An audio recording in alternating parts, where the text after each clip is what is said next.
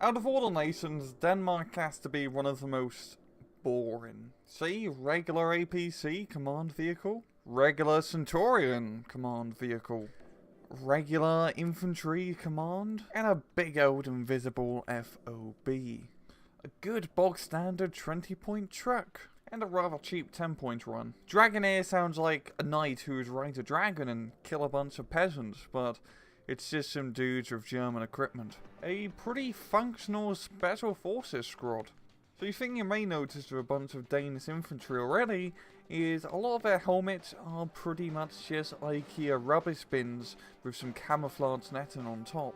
I guess it helps the littering problem, yo. So when the Danish military ran out of barracks, they told their infantry dudes to live in a garden. Be or not to be. Not to be when helicopters fly around the M93. Yep, okay, sure. Yep, okay. I had Steel Division on the phone, they want their anti-aircraft unit back. Regular old Gavin Mortar. So someone last time asked why I hate the mid-range artillery pieces, such as the 155s for example. So for example here, we got his Danish artillery piece and the Caesar. And the main thing that makes the Caesar better than this 100-point piece is the dispersion rate. It's almost half the size.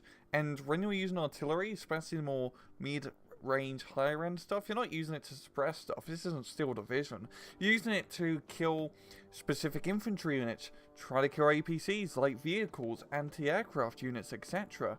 And you want to have something that's accurate and point over long range. Also, Caesar has better rate of fire. Yes, of course, you can usually get more of these cheaper pieces for a better price, but just in terms of bang for your buck, the Caesar, the bloody AS-90, etc. are much better for that pinpoint roll you're going to be using artillery for anyway in wargame. Your regular old Hawk, your regular old slightly upgraded Hawk. Pretty awesome Hawk, yeah, can't get seeded. One of the two good anti-aircraft units that Denmark gets. And then we got the Otomatic. I mean, it's a pretty good idea. If you have a naval cannon, why not strap it onto a tank? Your regular budget Centurion, still a budget Centurion. And a 45-point run, it's still pretty shit, yo.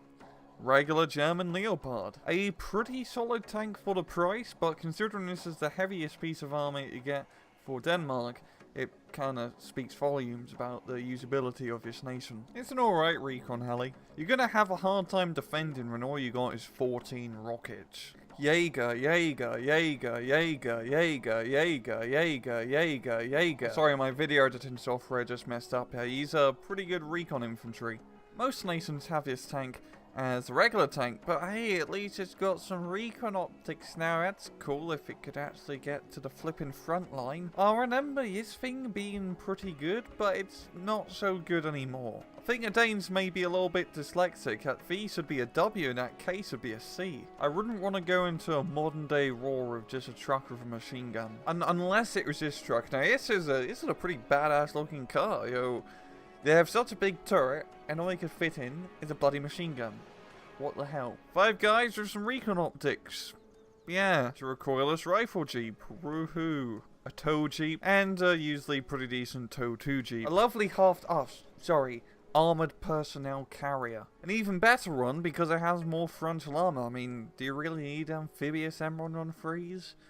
Not really. A tow on an M113. Another tow on an M113. An autocannon on an M113. They're very creative. Pretty cool looking truck. And a not so cool looking truck. I'm sure the Danes have a very diverse and useful helicopter loadout. I mean, we've got a cheap 20mm. We got some tow 2s on a Fennec. That's pretty good. Good old Lynx transporter with a pretty badass paint job, I'd have to say. This looks like something you'd see in a skin pack. And some tow missiles on a Little Bird.